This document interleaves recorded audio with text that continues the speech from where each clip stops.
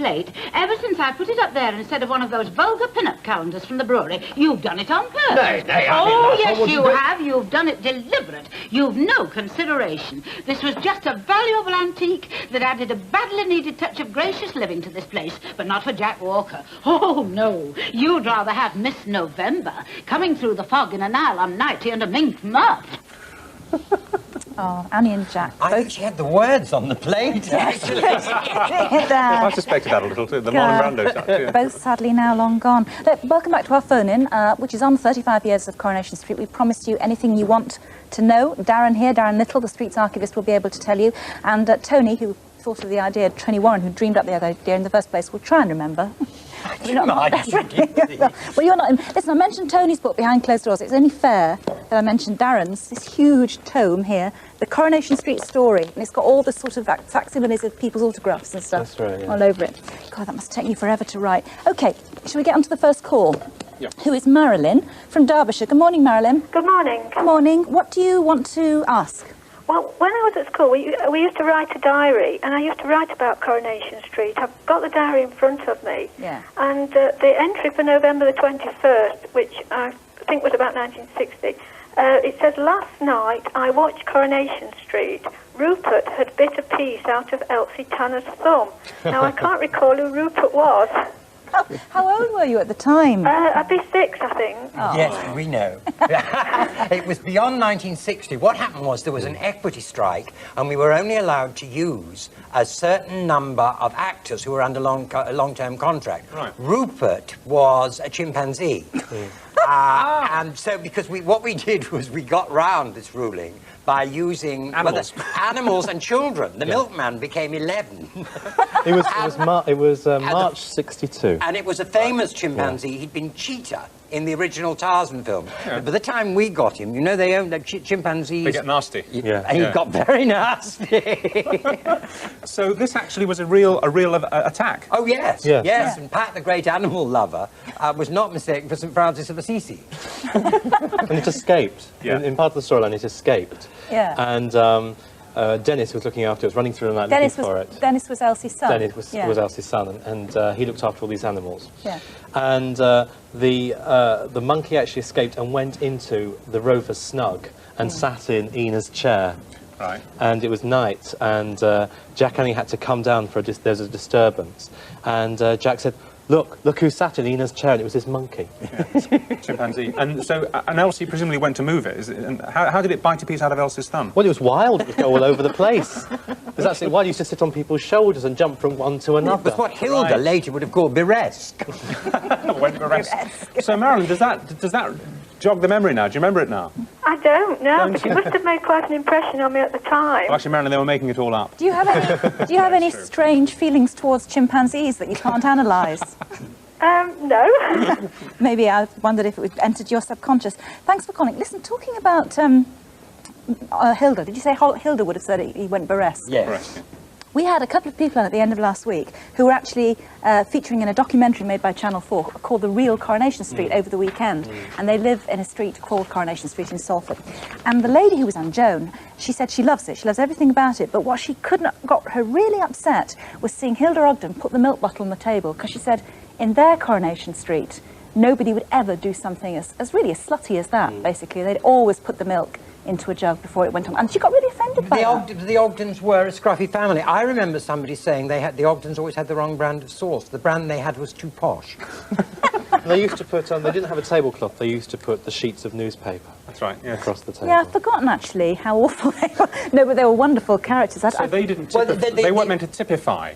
No. But there's always been a slightly slutty family. Elsie was the first one. Yeah. She always had Stera on a bottle of Stera on the table. The Ogdens were very, very slutty to begin with. I mean, they were a horrible family. He used to beat her up. And yes, right at the beginning. To start with, the Ogdens were rough as a trough. Yes. Yeah. They got very cosy in the end, didn't they? Yes, they were meant to have 4 children of varying ages, but we only ever cast 2. Right. And the rest were just always conveniently away somewhere. Well, we tied them up into a home rather early on. One of them's been born again and is nowadays Nellie Dingle. That's right, Sandra Goff. Oh, good. Well, that's a nice aside. Yeah. All right, Okay. well, look, we've got a question about Jack Duckworth coming up. Let's see him first, shall we? You're too late. The police have just raided us. Oh, good. I'm only stopping a minute, Jack. And me. Hey, well, you'll miss the orgy. Don't you live next door but one? Oh, yeah. We're not too early, are we? No, yet. Come on in. Hey, it's Spanish night. Only. Right, folks. What would you like to do? A beer. I'll have a glass of wine. Would you have it, please? That's fine, as long as you don't mind it's in pint pots.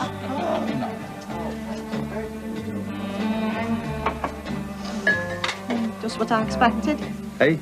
Tatty. Just look at that daft bar. It's like someone's off a fairground. Well, what was going on there, Darren? I mean, That was the Duckworth's housewarming and Vera from looked very 83. fed up when the Well, Ogdens came. the Ogdens were gate crashing. And later on, Vera throws them out. Oh. But the best thing about that episode is that Terry, the son, worked in the abattoir, and they got him to bring back a load of sausages. And she said, we'll have sausages on sticks. And they were these whacking great big bangers with little cocktails too. Well, Gary, you're on the line from Kent. Morning, Gary. Morning. Morning. What's your question about Jack? Well, the question really, hopefully, will solve my 4-year argument with my wife that Jack Duckworth was an extra before he actually got the part. Yes, absolutely true. Absolutely true. Jack was an extra. And it was really rather nice when he first rose to prominence. You used to see him walking down the corridors at the studio, and walking about 3 paces behind him were some of the other extras, and he was kind of their hero because he'd done it. Brilliant. So he played what, varied parts then as an extra, did he? He'd be a milkman one day. He was often in the Rovers, Yeah. but we featured him a couple of times. Once he was a dart player. And he threw his dart, and as he threw it, he banged down the bar flap in the Rovers down onto Ernie Bishop's fingers, and Ernie was just about to go and play the piano for Rita, and he couldn't go on. Right. You see, but Richard, this reinforces this thing that many people in Coronation Street have been extras. Yeah. For instance, Pat Phoenix and Doris Speed, long before they were famous in the street, were extras in weekend programmes for ABC television at Didsbury. Yeah. Gosh, yes, I know. Near to where you live. Near where we live, just Yeah. around the corner, yeah. They actually, I'm sure Vera too. I mean, I don't know if she was actually an extra, but she had a very tiny part in the factory, didn't she? She was a machinist. A very, very small part when we had the mail order warehouse. That's right. In Coronation Street. Yeah, from 74, she was a very, very small part. In fact, we've got a lovely clip of her in the office. Sometimes we look at it when she's playing football in the street, and you can only tell it's her because of the hair. Well, look, Gary, you've won the argument then. 4 years. What's your wife called? Alison? Is she there? No, she's at work. Oh, what a shame. I was going to get her on and get her to eat humble pie. Did you have a bet on it? Basically, he was cooking dinner tonight. So she's So cooking tonight's dinner. the night. Have you taped this? Sorry? Have you taped this? Yes, I have. Good. Well, you can play it in all its glory tonight. Well done. You win. Thanks very much for calling, Gary. Sharon from London. Morning, Sharon. Hello. This is one of those incredibly... How do you remember this? Go on, what's your question? Right, OK, well, one of the first episodes I remember watching when I was little was when Tracy was left outside the pub by Deirdre, and a lorry crashed into the front of the pub. And I just wondered why Deirdre actually left Tracy out the front of the pub in the first place. Oh, well. That's a real Darren question, that is. Go Yeah, on. this was March 79. And... Deirdre. You're going into hypnotise mode now. Yes. Mr. Memory Man strikes. Go on. Deirdre was going to the Rovers, and she was wheeling Tracy in front of her. She was going to the Rovers to return a knitting pattern to Annie Walker. Right. So she leaves Tracy outside the Rovers, and she goes in and she's talking to Annie to return the knitting pattern. And they're just having a chat, and whilst they're having a chat, there's this almighty crash outside, and they go tearing outside, and Betty's lying on the floor covered in blood, and there's a load of timber that's going through the window. And she opens the door, there's all this timber, she starts screaming, Tracy, Tracy. In fact, Anne Kirkbride, who did it so often. We did the recording outside before we do the studio. Yeah. And she spent all weekend standing on this pile of logs shouting, Tracy, Tracy. But by the time she actually came to film the interiors, when she's doing the scenes with Doris, it's like, oh, Mrs. Walker! Because she was so hoarse. But it was so convenient because she thought Tracy had died, and she went off clutching Tracy's little pink elephant. And tried to commit suicide on the canal side. But it was very, very fortunate because this disturbed woman... It's so lightly. This disturbed woman had come along just a second before the lorry crashed and nicked Tracy, kidnapped her. And she was found walking in the park, so it all came well in the end. God, what a memory. But to be pedantic about this, the question was, why did Deirdre leave her outside? Why didn't you take her in? Is that what you're asking, Sharon? Yeah, that's right, yeah. Annie refused to have children in the pub. She wouldn't have it. She wouldn't have kids in the pub, and it was only a quick visit anyway. That's right. And Tracy went on to become the teenager from hell, as we all know. All right, thank you very much, Sharon. Are you satisfied now? Yeah, that's brilliant, thanks. This man knows everything. Sleep at last. Right, now, Michelle from Staffordshire. Hello, Michelle. Hello. Music. You want to know, where did the music come from? Yeah, where the idea come for the music and who composed it.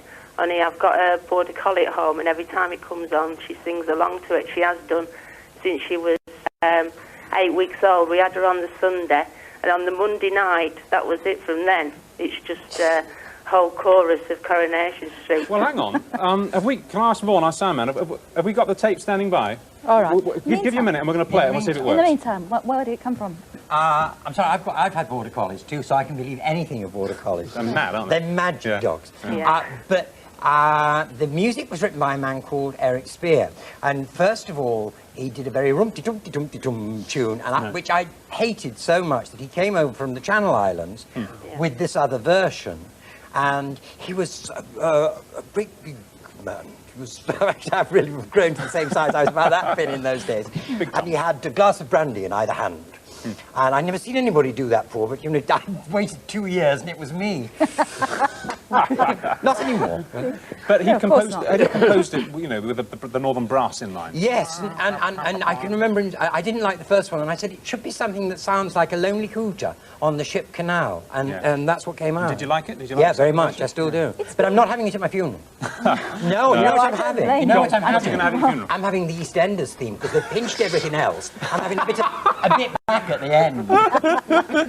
All right, well, listen, have we got that music set? Oh, go on, Julie. It must have been revamped quite considerably since it came on. No, it hasn't been revamped. We changed it once for Emily Nugent's marriage to Ernie Bishop in 1972, and it was done with a steel band. This is your actual Coronation Street music.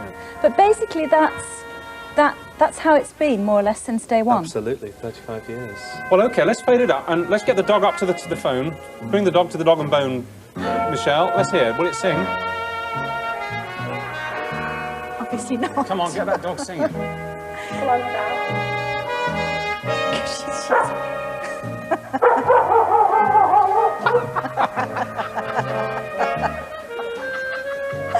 It's true, it's true. I love it. Is that all we're going to get? Oh, well, not bad. Oh, what's the dog called? What's Sally. Sally. Sit down, Sally.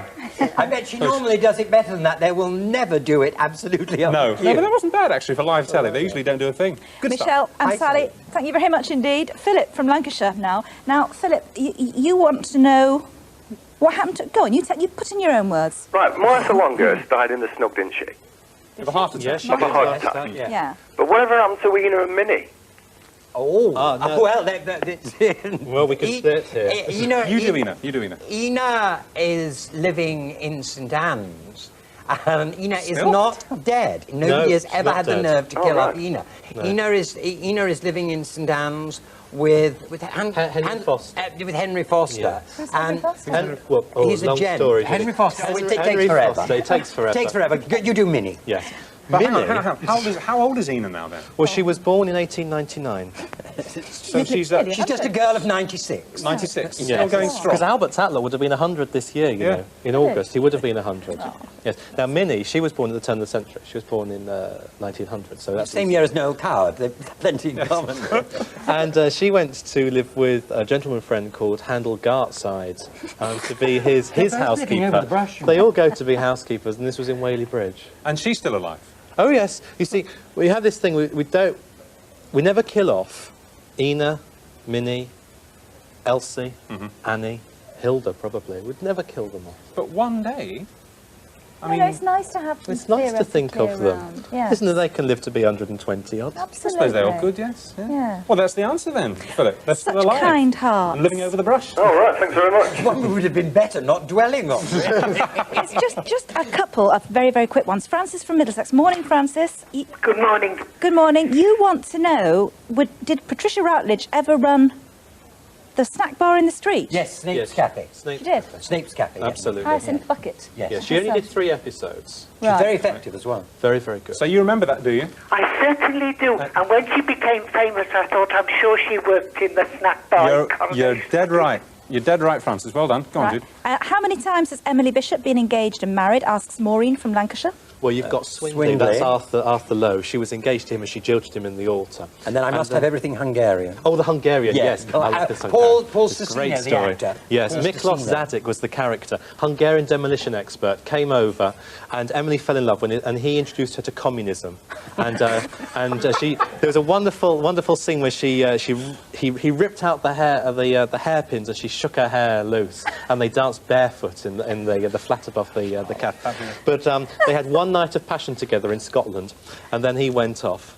And then along came Ernie Bishop. Of course, she was engaged So to we'll him. have to hurry. and How got many times married. then in all? She was and married? engaged 4 times and married twice. All right, and very quickly, finally, Mary from Lancashire said, in the first episode, was it called Archer Street? No, it was always called, well, it was called Florizel Street, then it was called Coronation When you Street. went on air, yeah. But the opening credits were filmed in Archie Street in Salford. And that sign would have been visible on the credits. No, wouldn't it? it wasn't that's on the the credits. mock-up. Oh, I see. No, So it's just something that's filtered through Yeah, to her And mind. one of the lads who lived there was killed in the air disaster. Yes, you've Duncan Edwards. Yes. Yeah. Which head is it? Which one? Oh, The Munich. oh, my God. Yes, he lived in Archer And Street. when we went to look at the location, his mother was a lovely old lady, and she showed us all his trophies. Really? I thought for an old lady then, she was probably about 40. Yeah.